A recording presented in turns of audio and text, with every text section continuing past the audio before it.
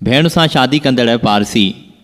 मजूसी या पारसी ज़रतुश्त जे पोइलॻनि खे चवंदा आहिनि, जेकी बाहि जा पुॼारी आहिनि।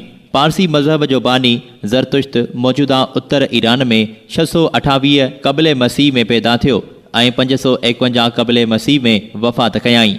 संदसि किताब आविस्ता सॾिजे थो। हिक ज़माने में पारसी मज़हब फारस याने ईरान जो सरकारी मज़हब हो।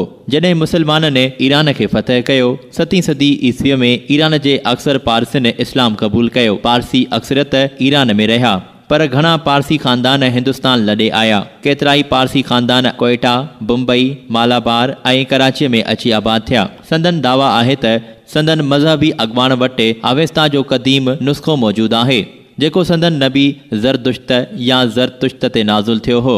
पारसी पंहिंजे मौलनि खे दफ़नाइण या साड़ण बजाए हिक खुलियल इमारत में रखी छॾींदा आहिनि त जीअं ॻिझूं ऐं ॿिया पखी खेनि खाई वञनि।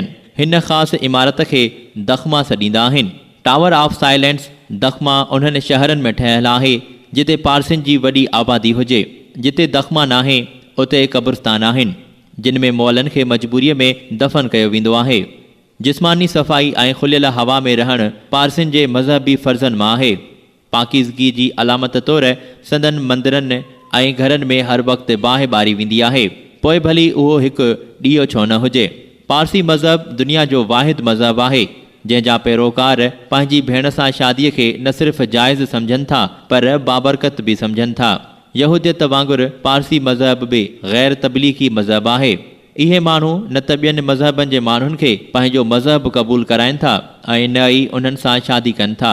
इन्हनि सख़्तु पाबंदियुनि जे करे ॿियनि ताक़तवर मज़हबनि जी सक़ाफ़ती असरनि खां महफ़ूज़ आहिनि। इल्मु हासिलु करणु संदन ईमान जो हिसो आहे। हर पारसी मंदर में हिकु स्कूल आहे। दुनिया में पारसियुनि जो कुल तादादु लखनि में आहे ऐं उहो बि उन्हनि माण्हुनि में शादीअ जो रुझान घटिजण सबबि वधीक घटिजी रहियो आहे।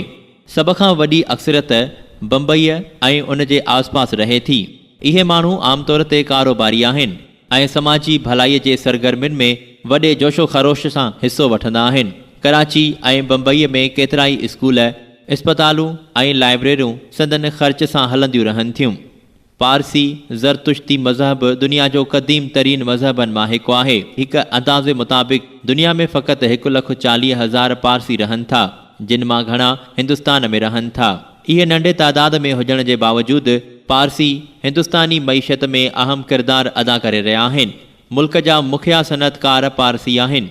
सिंध जे 3 वॾे शहर सखर में बि हिकु क़दीम इबादतगाह मौजूदु आहे, पर हाणे सखर में हिकिड़ो बि पारसी कोन्हे जेको सखर जे हिन वीरान मंदर में बाहि ॿारे सघे। सखर में पारसी मंदरु केतिरनि ई सालनि खां वीरान आहे। इमारत जे मथां तामीर जो साल 1923 ऐं मामा पारसी लिखियलु आहे। ॿी दिलचस्प ॻाल्हि इहा आहे त क़ाइद आज़म जी ज़ाल बि हिकु पारसी औरत हुई, जंहिं बाद में इस्लाम क़बूल कयो। जॾहिं संदसि धीअ जवान थी त हिन क़ाइद आज़म जी मर्ज़ीअ ख़िलाफ़ हिकु पारसीअ सां शादी कई। क़ाइद आज़म वॾो ग़मगीन थियो ऐं पंहिंजी धीअ ते कावड़ जो इज़हार कयो। डान में कालम लिखंदड़ अर्दशेर काउस जी पिणु हिन कम्यूनिटीअ सां तालुक़ु रखंदड़ हो।